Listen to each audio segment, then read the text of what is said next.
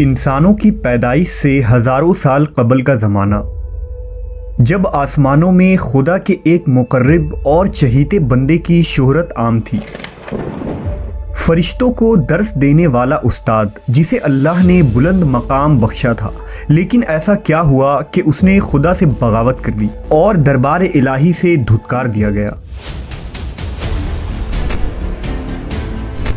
حضرت آدم علیہ السلام کی پیدائش سے قبل آسمانوں پر دو قسم کے مخلوق رہتی تھی، ایک نوری اور دوسری ناری۔ نوری مخلوق نور سے پیدا کیے گئے تھے جسے ملائکہ یا فرشتہ کہا جاتا ہے۔ یہ دن رات عبادت الہی میں مصروف رہا کرتے تھے اور ان کے یہاں نہ عورتیں ہوتی تھی اور نہ ہی ان کی نسل چلتی تھی۔ دوسری مخلوق ناری یعنی جنات تھے جو آگ سے پیدا کیے گئے ہیں۔ ان کی عورتیں بھی ہوتی تھیں اور ان کی نسل بھی خوب پھیلتی تھی۔ خدا نے انہیں اپنی حمد و ستائش کرنے کے لیے بنایا تھا۔ یہ سب اللہ کے آسمانی لشکر تھے۔ وہ اس مقصد کے لیے بنائے گئے تاکہ اپنے خالق و مالک کو جانیں، اس سے شادمان ہوں، ہمیشہ تک اس کی خدمت اور عبادت کریں۔ ایک مسلمان کے ایمان بالغیب کا تقاضا ہے کہ وہ ان تمام مخلوقات کے بارے میں جو کچھ قرآن و حدیث سے ثابت ہے اس پر بلا کسی کمی و بیشی اور شک کے ایمان لائے۔ انہی مخلوق میں ایک معزز ہستی عزازیل تھا۔ عزازیل کا مطلب ہے خدا کا عزیز۔ اسے اللہ نے دہکتے ہوئے آگ کے شعلوں سے پیدا کیا تھا۔ حضرت آدم علیہ السلام کی پیدائش سے 144,000 سال پہلے سموم جنات کی پیدائش ہوئی۔ یہ جنات کا بابا آدم تھا۔ سموم جن کو زمین پر بھیج دیا گیا، جہاں 300 سال گزرنے کے بعد زمین پر اسے اپنی نسل کی جن مخالف ملی، جس سے اس نے شادی کر لی اور وقت گزرنے کے ساتھ کثیر تعداد میں اس کی اولادیں ہوئیں۔ ابتدا میں تو یہ قوم جنات اللہ کے فرما بردار اور اطاعت گزار تھے، لیکن بہت جلد یہ سرکش اور نافرمان ہو گئے۔ جب ان کی بدعمالیوں کی حد پار ہو گئی تو کثیر تعداد میں جنات نے موت کا ذائقہ چکھا اور وہ مر گئے۔ اس دوران جو نیک جنات تھے وہ باقی بچ گئے اور ان کی نسل آگے بڑھی۔ انہی جناتوں میں ایک مشہور جنات جن چلیپا تھا۔ چلیپا کا چہرہ ببر شیر جیسا تھا۔ چلیپا نہایت ہی قد آور اور بہادر جن تھا۔ اس کی بیوی کا نام تبلیس تھا، جس کا چہرہ بھیڑیے کی مادہ کی طرح تھا۔ وہ اپنے شوہر کی طرح دلیر اور طاقتور جن تھی۔ اس کی تمام قوم پر اس نے اپنی دھاک بیٹھا رکھی تھی اور قوم کا بچہ بچہ چلیپا کا احترام کیا کرتا تھا۔ ان کے یہاں ایک بچے کی پیدائش ہوئی جس کا نام عزازیل تھا۔ عزازیل میں اپنے ماں اور باپ دونوں کی خصوصیات شامل تھی، یعنی وہ نہایت ہی سرکش، مکار، بہادر اور طاقتور تھا۔ روایتوں کے مطابق قوم جنات کو دنیا میں بسایا گیا اور یہ حضرت آدم کی پیدائش سے 50,000 سال قبل کا زمانہ تھا۔ بہت جلد یہ جنات سرکش ہو گئے اور خدا کے نافرمان بن گئے۔ جب جھگڑے اور فساد سے زمین لرزا اٹھی تو آسمان سے فرشتوں کو حکم دیا گیا کہ جاؤ اور ان سرکش جنات کو مار پھینکو۔ لہٰذا اس کائنات میں پہلی خون ریز جنگ ہوئی۔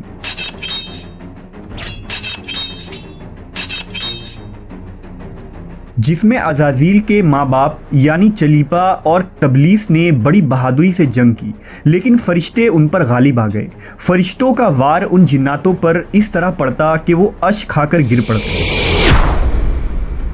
اسی جنگ کے دوران عزازیل کے ماں باپ مارے گئے اور قوم جنات کے سرکش جنوں کو قیدی بنا لیا گیا۔ ان قیدیوں میں شہزادہ عزازیل بھی تھا۔ فرشتے جب اسے بارگاہ الہی میں لائے تو ان کو حکم ہوا کہ عزازیل کی بہترین تربیت کرو۔ چنانچہ فرشتوں نے عزازیل کی تربیت بہترین انداز سے کی۔ عبادت، ریاضت کے طریقے اور آداب سکھائے گئے۔ اس طرح وہ بہت جلد اللہ کا مقرب ترین بندہ بن گیا۔ ایک وقت ایسا آیا کہ عزازیل اللہ کا سب سے چہیتا، عبادت گزار، ریاضت کرنے والا اور زاہد بندہ تھا، جس میں اس کا کوئی ثانی نہ تھا۔ حکمت و دانشوری میں بھی اسے کمال حاصل تھا۔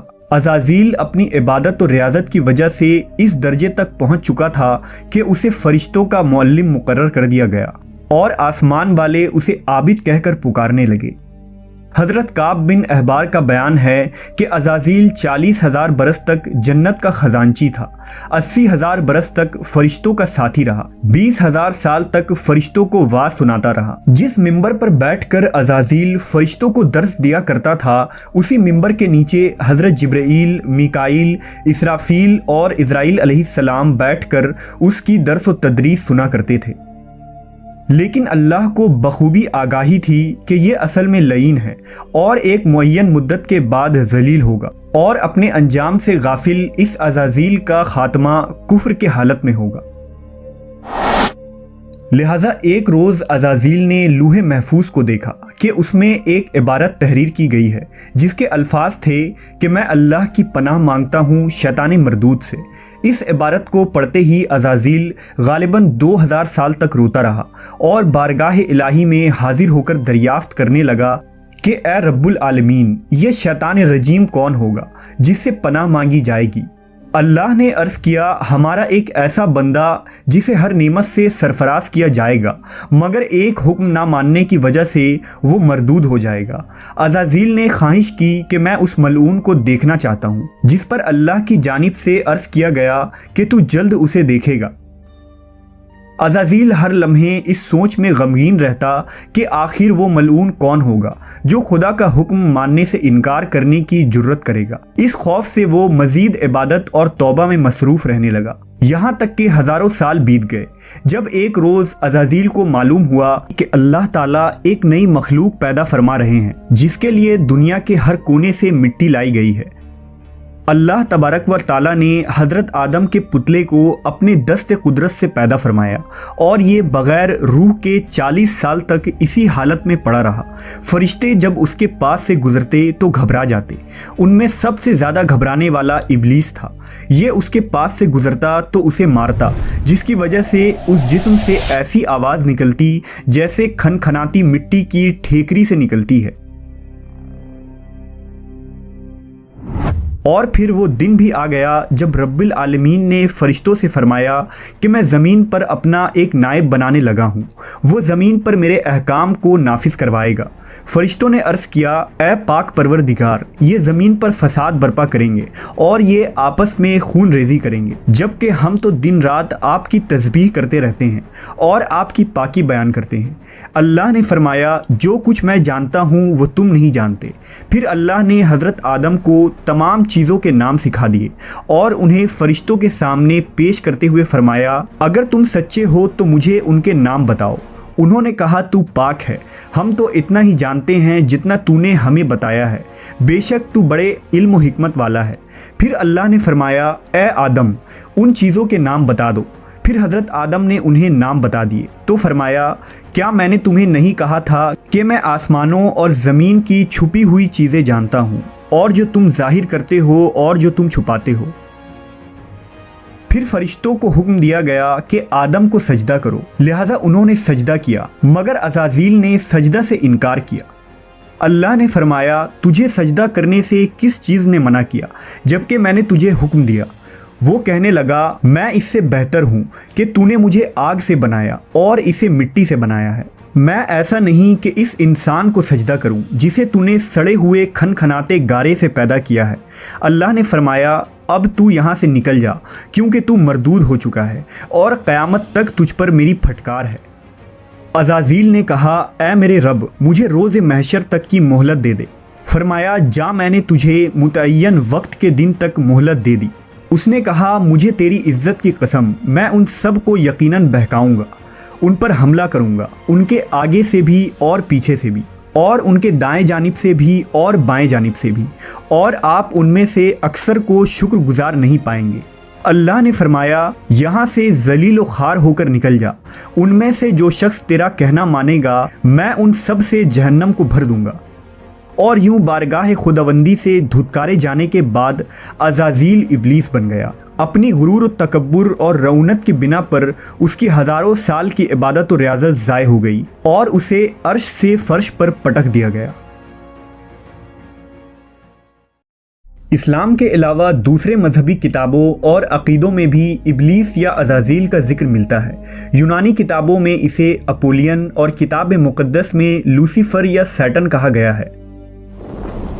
زمانہ قدیم سے ہی ایک منفرد مذہب اور گروہ اس شیطان یا لوسیفر کی پوجا کرتے آ رہے ہیں، جن کا ماننا یہ ہے کہ خدا سے لوسیفر کا بغاوت کرنا بالکل درست تھا۔ وہ عزازیل کو ایک عظیم قوت قرار دے کر خدا کی مخالف میں کھڑا کرتے ہیں اور شیطان کی عبادت کرتے ہیں۔ اس مذہب کے ماننے والوں کو سیٹنسٹ کہا جاتا ہے۔ روایتوں کے مطابق ابلیس کی موت کا وقت اسرافیل کے پہلے اور دوسرے سور پھونکنے کے درمیان کا وقت ہے،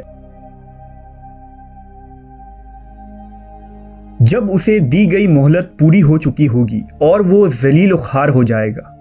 قرآن مجید کے مطابق روز حشر خدا کے فیصلے کے بعد ابلیس اپنے پیروکاروں سے اعلان برات کرتے ہوئے کہے گا کہ تم اپنے گناہوں کے خود ذمہ دار ہو۔ نیز وہ کہے گا کہ خدا نے تمہیں سچا وعدہ دیا تھا اور میں نے جو وعدہ تمہیں دیا تھا میں اس کی مخالفت کرتا ہوں۔ مجھے تم پر کسی قسم کا کوئی تسلط حاصل نہیں تھا سوائے اس کے کہ میں نے تمہیں بلایا اور تم نے میری پکار پر لبیک کہا۔ بس مجھے ملامت نہ کرو، اپنے آپ کو ملامت کرو۔ اب میں تمہارا فریاد رس نہیں ہوں اور نہ تم میری فریاد رس ہو سکتے ہو۔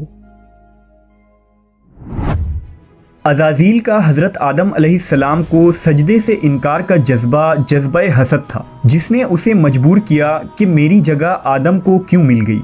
یہ اس کا جذبہ تکبر اور غرور تھا کہ میں سب سے اعلیٰ ہوں۔